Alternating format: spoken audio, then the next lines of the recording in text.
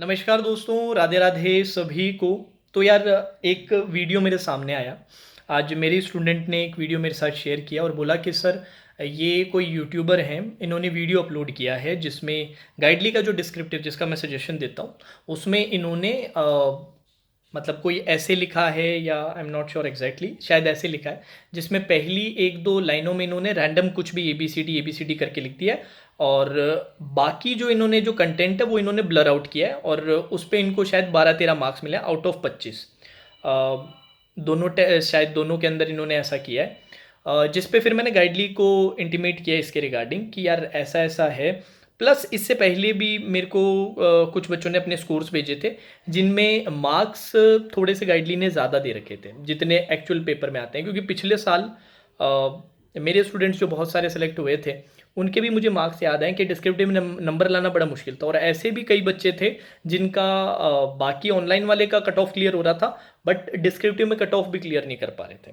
तो इसका मतलब स्कोरिंग थोड़ा सा मुश्किल कर दिया अब इन्होंने। तो इसकी रिगार्डिंग मैंने बात की और ये इशू की रिगार्डिंग बात हुई, तो जो मुझे रिप्लाई मिला वो मैं आपको शेयर कर देता हूँ पूरा का पूरा, क्योंकि कुछ बच्चे ये सोच रहे हैं कि सर ये थोड़ा सा मोरली सही नहीं है, ये अनएथिकल है, ऐसा नहीं करना चाहिए।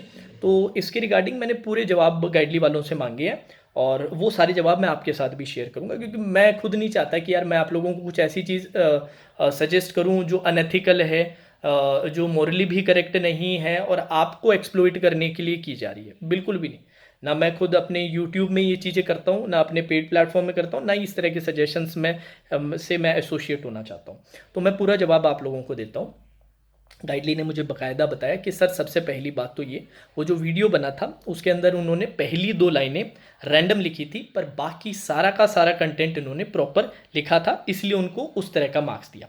तो इस पर मैंने सवाल उठाया कि पर पहली 2 लाइनें भी ऐसी नहीं होनी चाहिए, पहली 2 लाइनें भी अगर ऐसी हो रही है तो भी वो तो गलत है, क्योंकि उस पर तो नंबर मिलना बहुत मुश्किल है। मुझे नहीं लगता, ऑल्दो आईबीपीएस ने कहा है कि वो जो डिस्क्रिप्टिव टेस्ट अपना चेक होता है वो मैनुअली चेक नहीं होता, वो एक ऑटोमेटेड प्रोसेस होता है, पर ऑटोमेशन प्रोसेस में भी उन्होंने कुछ ना कुछ ऐसे चेक्स डाल रखे हों जिससे कि ये चीज़ें अवॉइड कर सके। जिन पे इन्होंने जवाब दिया कि सर हमने वो जो एरर था या वो जो इशू था कि जिस पे आप 1-2 लाइनें रैंडम लिख के भी कुछ नंबर ला सकते हो, वो इशू हमने रिजॉल्व कर दिया है। तो अब ये इशू सामने नहीं आएगा कि कुछ भी रैंडम लिखने से ABCD FJ कुछ भी लिखने से आपको नंबर मिल रहा है। पहला पॉइंट ये कि 1-2 लाइनें थी, बाकी उन्होंने पूरा लिखा था इसलिए उसको नंबर मिला था। और ये भी गलत चीज़ है, इस चीज़ को भी फिक्स कर दिया गया।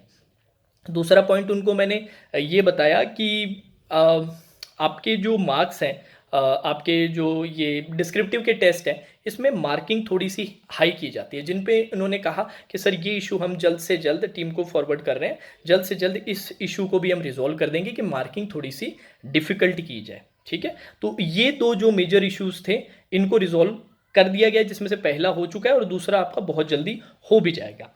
तो इसके अलावा आई थिंक और कोई बड़ा इशू है नहीं, टॉपिक्स वगैरह सही है, फॉर्मेट वगैरह सही है, पूरा जो इंटरफेस है। देखो यार, डिस्क्रिप्टिव में सबसे इंपॉर्टेंट चीज़ पता क्या होती है? सबसे इंपॉर्टेंट चीज़ होती है कि आपके पेपर में जो इंटरफेस आने वाला है वो इंटरफेस आपको एक्चुअल डिस्क्रिप्टिव टेस्ट में भी मिले, वो सबसे इंपॉर्टेंट होता है। और डिस्क्रिप्टिव में नंबर लाने का जो सबसे इंपॉर्टेंट तरीका होता है, क्योंकि मेरे खुद के जब मैंने SBI PO क्लियर किया था तो मेरे खुद के डिस्क्रिप्टिव में अच्छे नंबर आए थे।